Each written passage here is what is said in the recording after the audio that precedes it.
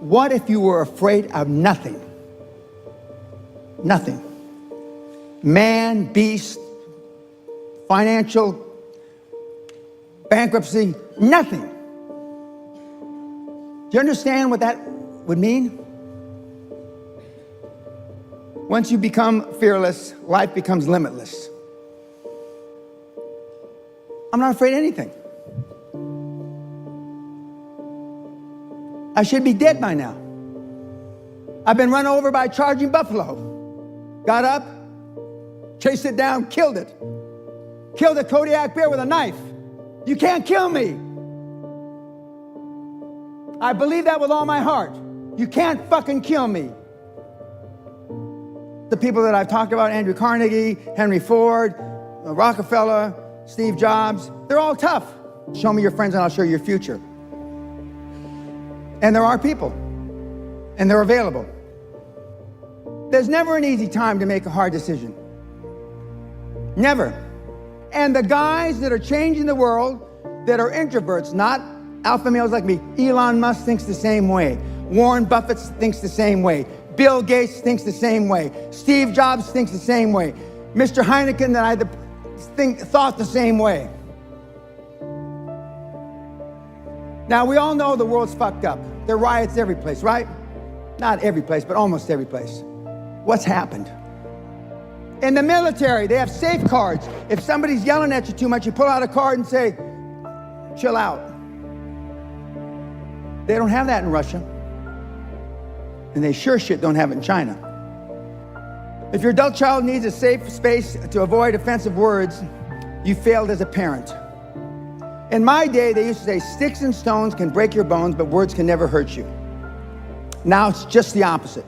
If somebody bullied my kid on Facebook, I'd go over to the kid's house and I would kick the shit out of the father. With these two hands. And I'd gladly do 3 years in prison for it. Sally and I went to the Grand Canyon several years ago. Grand Canyon in America, you know, the big hole in the ground, and there's a thing that you can walk out over the hole in the ground and you look down there in the big canyon. And there was a Chinese couple, remember? A Chinese couple, and they started to go out on the plexiglass thing, and the father couldn't do it. He was too afraid. So the mother and the two kids, about 4 and 6 or 4 and 7, went around, came back to the other side. And the father was standing at the exit, shaking. And then he went like this to hug his kids. The children were so embarrassed, neither one of them would hug their dad, and they walked past him. Because he was the only father that didn't go out there. That father, that wife, and those two little shit kids will never forget that incident as long as they fucking live. I should have thrown the old man, that little skinny little Chinese guy over the thing. At least he would have died with some fucking glory. If anything, the seminar offends you, your parents raised a pussy. Okay. Now, when kids are 6 months old, they're pretty happy, unless they got a diaper they need to be changed, right? Kids are happy, slappy happy, right? When they're 3 years old, they're still pretty happy. When they're 7 years old, remember, self-esteem is built the first 7, 8 years of life. But then something happens. And who are you around the first 7 years of life? Normally, a mom, maybe a dad, a grandparent, an older brother and sister. But then life happens. Now, they call it hormones when they turn 15. And then by the time they're 20, they're off the charts. And by the time they're 25, as some of you are in this room, they act crazy. Because life catches up to you, because you're now being released into an environment that your family can't control. And if you thought your family were lack of role models, when you get out there, all the role models you're going to come up against are even worse than your family. Because arguably, ostensibly, your family at least should love you. Other people may pretend to love you, but they don't really love you. Now, I'm not saying love is the answer, because if love worked, you wouldn't be going to seminars. You don't have to be able to rant and rave like I do. But what you have to be able to do is pull the trigger, take action. And reading books and listening to podcasts is not taking action. It's just another form of procrastination. I work at it every fucking day. I don't sit around having lattes, chilling with a Riesling by the canal in the sun. Now, we have people that come to me that are so embarrassed of being a snowflake that life expands and contracts with courage through pain. And now the kids don't want the pain. They want to expand. They want to be able to read a book, listen to a podcast, and expand.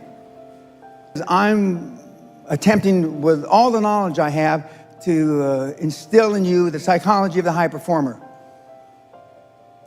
You know, Steve Jobs changed the world. I think everybody will agree with that. He wasn't such a nice guy, though. He will be judged because he changed the world, not because he wasn't a nice guy. Elon Musk changed the world. Doesn't act like such a nice guy sometimes. He will be judged for the world he changed. You can overcome fear by positive experiences, and one of the things I do is I jump out of planes, I jump bungee, et cetera, although I'm pretty much past being afraid of anything. True self-esteem has to be learned. Now, the self-esteem that you can learn now at your age isn't the kind, the rock solid from 7, 8 years old. Now it's hanging around with people. Being honest may not get you many friends, but it will always get you the right ones.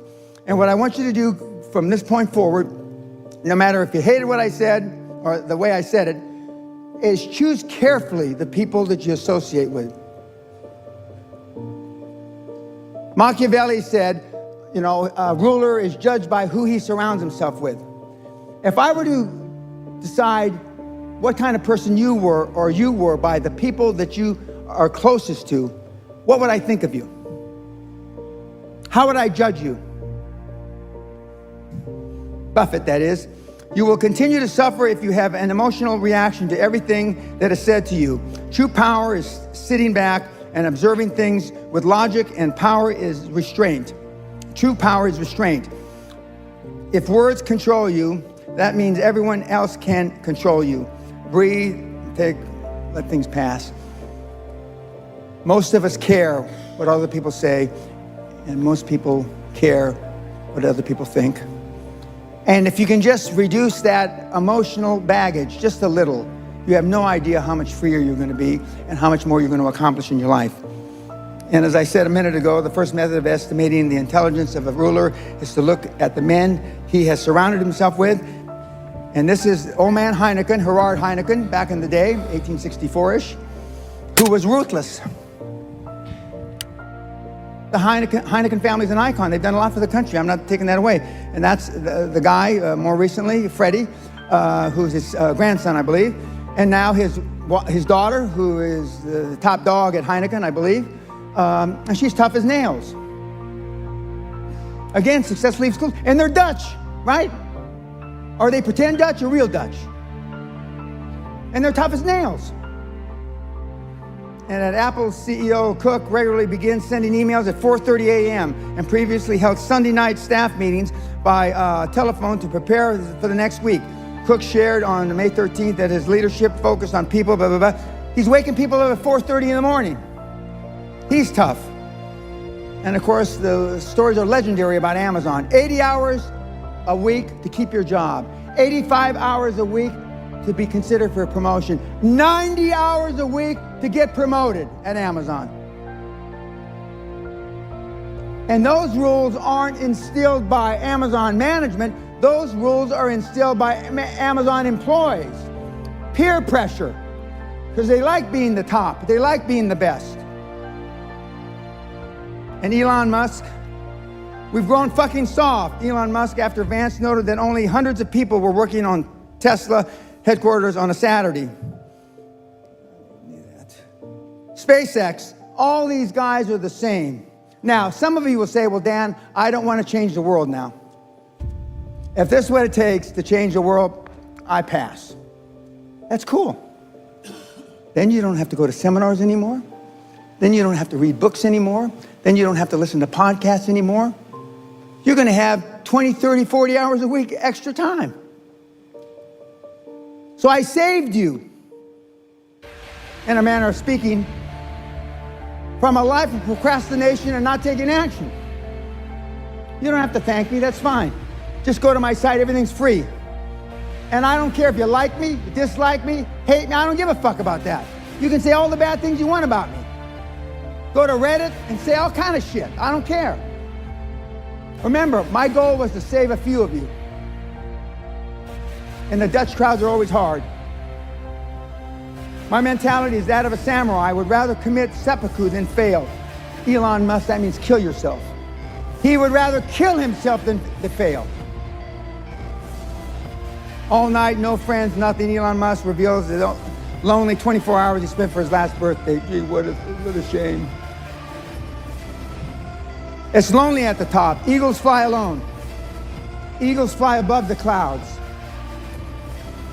Mentoring. All top athletes, they know that Bill Gates has a mentor, we know that. And I made you feel better yesterday by telling, it's the truth, Warren Buffett, Mark Zuckerberg, Elon, and Bill, well, like most in the audience, introverts. There's nothing wrong with being introverted. There isn't, as long as you take action. Show me your friends and I'll show you your future. And these are the guys that I model: Socrates, Aristotle, and Plato. And I've been privileged to speak in front of the Nail SEALs, Special Ops, Green Beret, Army Rangers, fighter pilots for 5 hours on how they transition out of the military into the real civilian life. Now, why did they ask Dan Pena, 73-year-old man who hasn't been in the military for almost 50 years, to come and transition trained fucking assassins? Why didn't they ask all the guys you listen to? If it's not obvious to you, you ought to go blow your fucking brains out. Because I am the real motherfucking deal. And I scared the Special Ops. I scared SEAL Team 6. And what you've dealt with heretofore is not the real deal. And that's why Michael has me here, because I am the real fucking deal.